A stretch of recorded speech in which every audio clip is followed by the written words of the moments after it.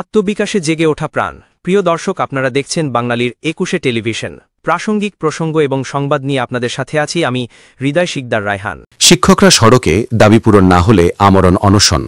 Teachers march to secretariat, threaten hunger strike if demands unmet. শিক্ষকরা আবারও সড়কে নেমেছেন।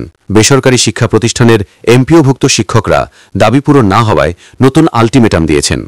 দাবি না মানলে তারা আমরণ অনশনে বসবেন বলেও হুঁশিয়ারি দিয়েছেন। আজ বিকেলে শহীদ মিনার থেকে তারা মার্চ টু সেক্রেটারিয়েট কর্মসূচি শুরু করেন। হাইকোর্টের কাছে পৌঁছানোর আগেই পুলিশ ব্যারিকেড দিয়ে তাদের আটকে দেয়। তারপরেও শিক্ষকরা সড়কে অবস্থান নিয়েছেন এবং প্রতিবাদ চালিয়ে যাচ্ছেন। তাদের দাবি আবাসিক ভাতা, উৎসব ভাতা, চিকিৎসা ভাতা সহ অন্যান্য সুবিধা বাস্তবায়ন এবং বাড়ি ভাড়া ২০% হারে বৃদ্ধি সহ আরও কিছু। অধ্যক্ষ দেলোয়ার হোসেন আজিজি বলেন, আগামীকাল দুপুর ১১টার মধ্যে দাবি পূরণ না হলে তারা শাহবাগে, এরপর যমুনায় গিয়ে আমরণ অনশনে বসবেন। পুলিশ বাধা দিলেও শিক্ষকরা বক্তব্য দিচ্ছেন।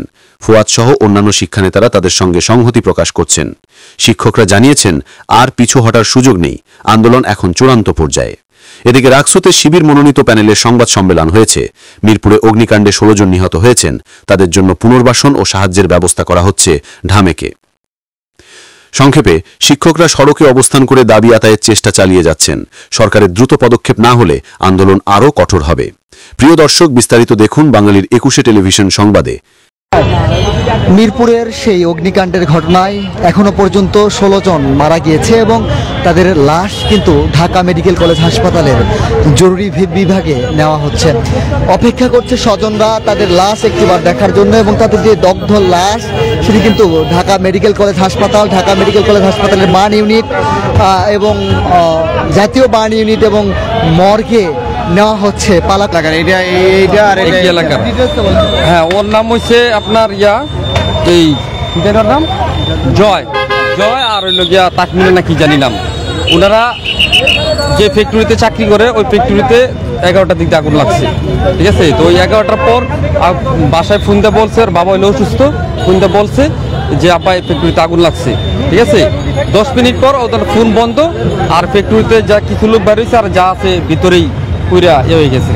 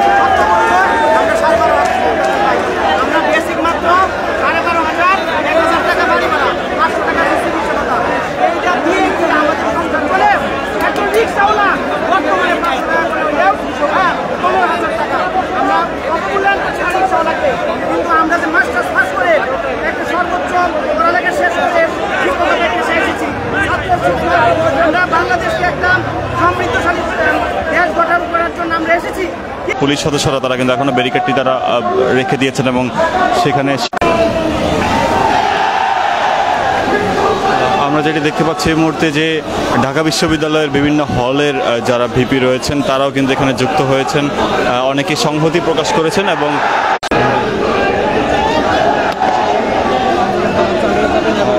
তারা কিন্তু এখন আন্দোলন চালিয়ে যাওয়ার ঘোষণা দিয়েছেন এবং ঢাকা বিশ্ববিদ্যালয়ের বিভিন্ন হলের ভিপি যারা রয়েছেন তারা কিন্তু এখানে উপস্থিত হয়ে তারাও কিন্তু এখানে কথাবার্তা বলছেন। আমরা দেখতে পাচ্ছি বেশ কয়েকজন শিক্ষকের সাথে কথা বলেছিলাম, তারা বলছেন যে আজ বেলা ৪টা বাজে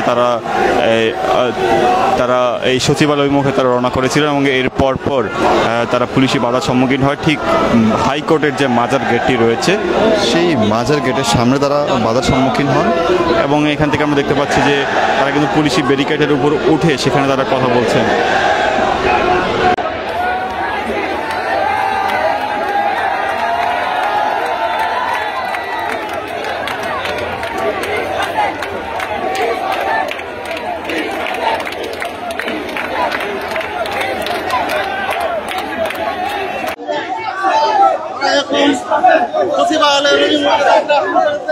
এবং আপনাদেরকে দর্শক জানিয়ে রাখি যে তাদের যে 3টি দাবি ছিল তাদের 3টি দাবির মধ্যে একটি দাবি হচ্ছে বাসা ভাড়া যে 20% বৃদ্ধির কথা সেটি তারা কিন্তু বলে আসছিল।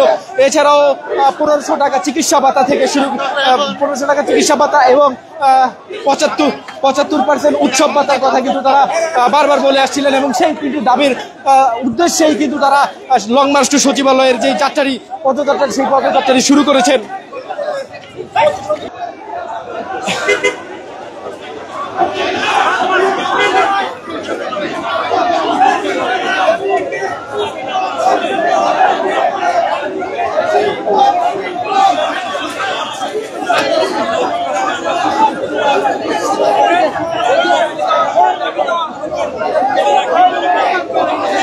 দর্শক, তারা কিন্তু বলছিলেন তাদের যেই দাবি দেওয়া, যেই 3টি দাবি দেওয়া ছিল সেই দাবি দেওয়া কিন্তু আদায় না হলে তারা কিন্তু এখান থেকে সরবেন না এবং তারা তাদের যেই পূর্ব ঘোষিত যেই কর্মসূচি সেই কর্মসূচি কিন্তু জারি রাখবেন। তারই প্রেক্ষিতে কিন্তু আমরা দেখছিলাম যে সচিবালয় অভিমুখে যেই পদযাত্রা।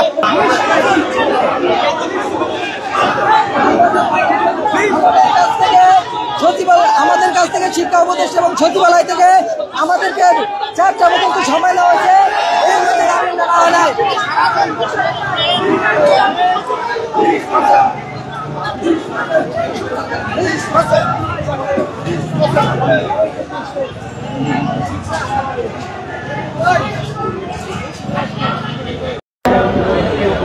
তিন দফা দাবিতে মার্চ টু সচিবালয় কর্মসূচির মুখে পুলিশি বাধায় এই মুহূর্তে দেখছেন হাইকোর্টের মাজার গেটের সামনে অবস্থান করে রয়েছে শিক্ষকরা, এমপিওভুক্ত শিক্ষকরা যে 3 দফা দাবিতে বেশ কয়েকদিন ধরে কিন্তু আসলে আন্দোলন করছিলেন এবং তাদের যে দাবিগুলো রয়েছে যে আবাসন ভাতা বৃদ্ধি, চিকিৎসা ভাতা বৃদ্ধি এবং তাদের যে উৎসব ভাতা দেওয়া হয় সেই উৎসব ভাতা বৃদ্ধির দাবিতে এই কর্মসূচি পালন করছিলেন তারা। এবং আজকে কিন্তু লং মার্চ টু সচিবালয় কর্মসূচির ঘোষণা দিয়েছিলেন তারা।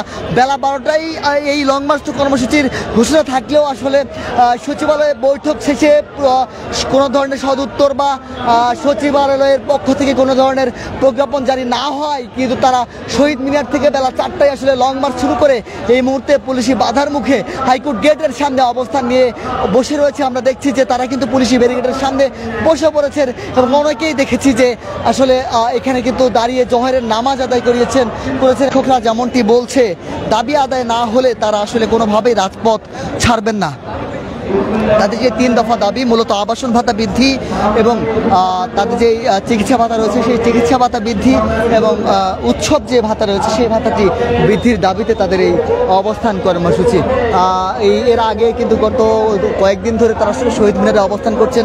শহীদ মিনারে অবস্থানকালে বেশ কিছু রাজনৈতিক দলের নেতাকর্মীরা, রাজনৈতিক দলের প্রতিনিধিরা এবং ছাত্র সমাজের প্রতিনিধিরা তাদের সাথে সাক্ষাৎ করেছেন, তাদের আন্দোলনকে সমর্থন জানিয়েছেন এবং সরকারকে অতি দ্রুত আসলে সেই আন্দোলন বা সেই দাবিগুলো মেনে নেওয়ার দাবি জানিয়েছেন। এবং আপনাদেরকে আরও একটি বিষয় বলে রাখতে চাই, সামাজিক যোগাযোগ মাধ্যমে কিন্তু এই বিষয়টি নিয়ে বেশ সমালোচনা হচ্ছে, বেশ কথা হচ্ছে এবং তারা আসলে শিক্ষকদের যে দাবি সেই দাবি সরকার যাতে দ্রুত মেনে নেয় সেই জন্য কিন্তু আসলে সামাজিক যোগাযোগ মাধ্যমে বিভিন্ন ধরনের লেখালেখি হচ্ছে।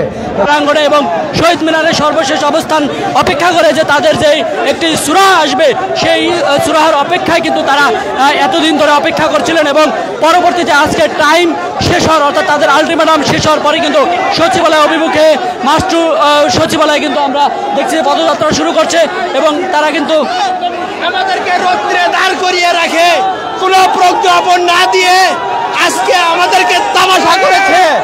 আমাদের বাংলার রাজপথে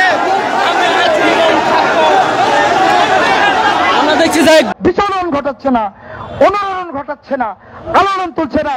আপনার বিবেককে প্রশ্ন করছি, স্বরাষ্ট্রমন্ত্রী জাহাঙ্গীর সাহেব, আপনাকে বলছি, স্বরাষ্ট্র সচিব এবং বাংলাদেশের সচিবদের ভিতরে অনেক স্মার্ট, সংগ্রামী, তেজস্বী, বলিষ্ঠ, সাহসী সচিব জনাব নাসিমুল গনি, আপনাদের দুজনকে বলছি, প্রেস ক্লাবে আমার ক্লান্ত শ্রান্ত শিক্ষক শিক্ষিকারা যখন 12 তারিখে দাঁড়িয়েছিলেন তখন আপনাদের পুলিশ, আমি শুনেছি ডিসি মাসুদ তিনি পাঠিয়েছিলেন, তাদেরকে মারাত্মকভাবে আহত করা হয়েছে।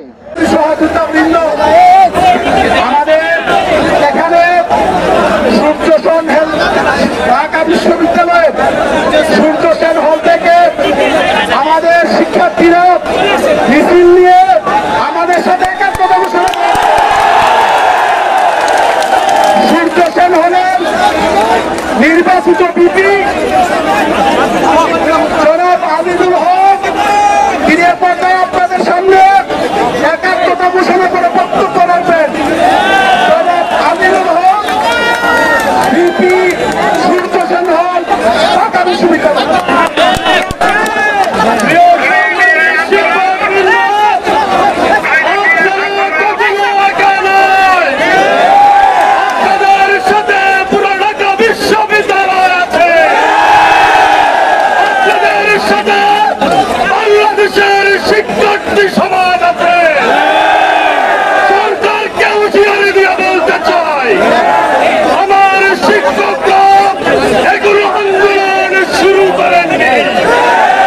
শিক্ষকরা যদি আন্দোলন শুরু করেন তাহলে শুধু পুলিশ কেন, র্যাব সেনাবাহিনী দিয়ে আন্দোলন বন্ধ করে দেবে।